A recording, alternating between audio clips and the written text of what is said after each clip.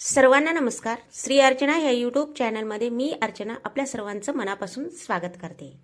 आपण घर बांधताना, देवपूजा करताना, लग्न, मुंज, गृहप्रवेश, यज्ञ, हवन, शुभ कार्य करताना नेहमी एकच प्रश्न विचारतो, दिशा कोणती आहे? पण दिशा म्हणजे फक्त पूर्व, पश्चिम, दक्षिण, उत्तर एवढंच असतं का? नाही. या 8ही दिशामध्ये वेगवेगळी ऊर्जा, वेगवेगळे देव आणि आपल्या जीवनाला दिशा देणारी शक्ती दडलेली आहे.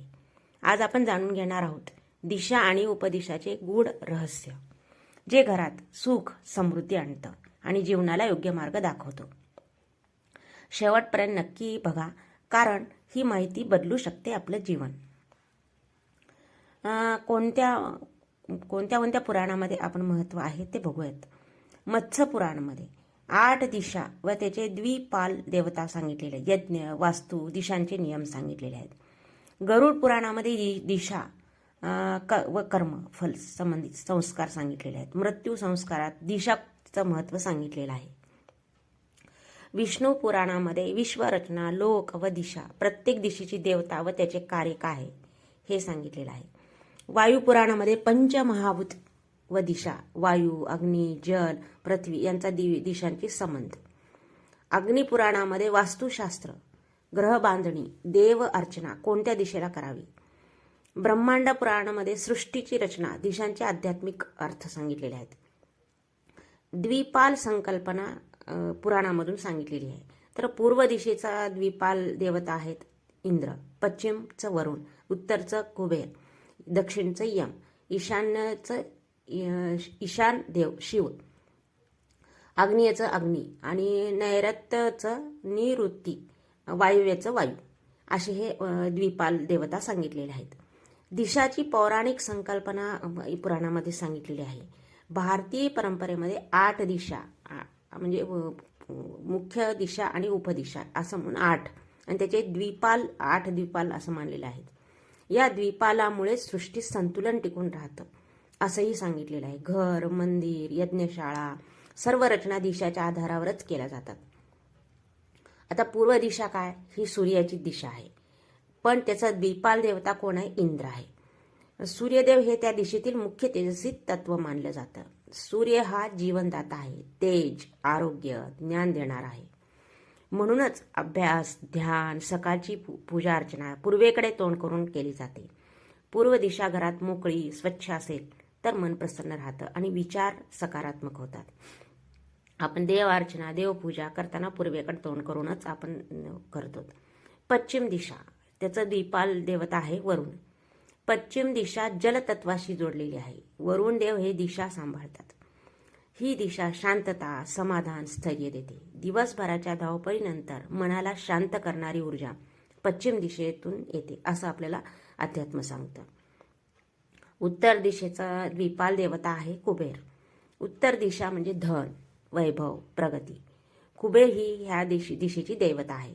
घरात उत्तर दिशा स्वच्छ, उजळ आणि मोकळी ठेवली आर्थिक अडचणी कमी होतात अशी मान्यता आहे.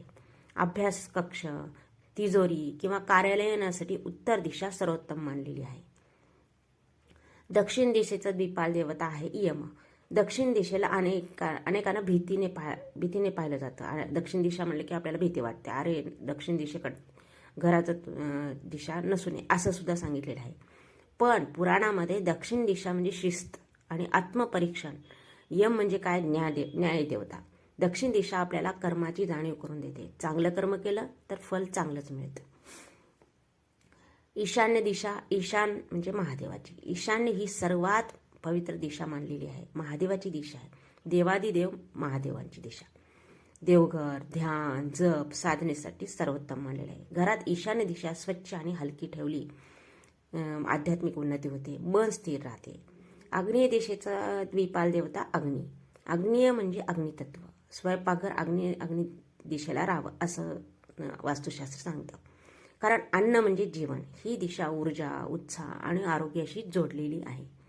नैऋत्य दिशा काय? त्याचं द्विपाल देवता आहे निऋत्ती. नैऋत्य दिशा म्हणजे काय? स्थैर्य, संरक्षण. शयन कक्षासाठी ही दिशा योग्य मानली जाते. ही दिशा घराला मजबूती देते आणि अनावश्यक अस्थिरता दूर ठेवते.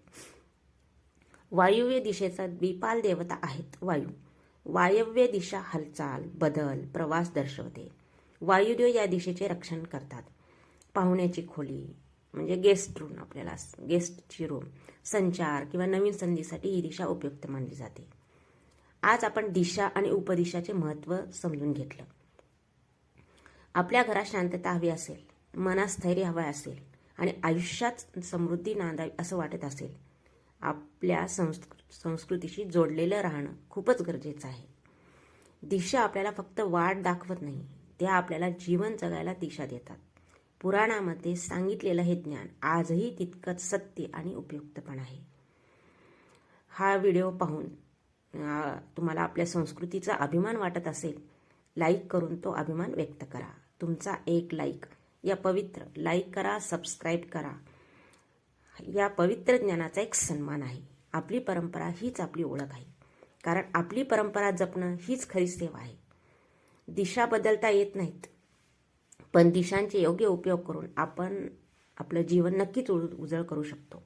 घरात शांतता, मनात स्थैर्य आणि आयुष्यात समृद्धी हवी असेल तर दिशांचा मान राखायला हवा. दिशांचा आदर केला तर जीवनात संतुलन, सुख आणि समृद्धी येतं. जय संस्कृती, जय परंपरा, जय भारत.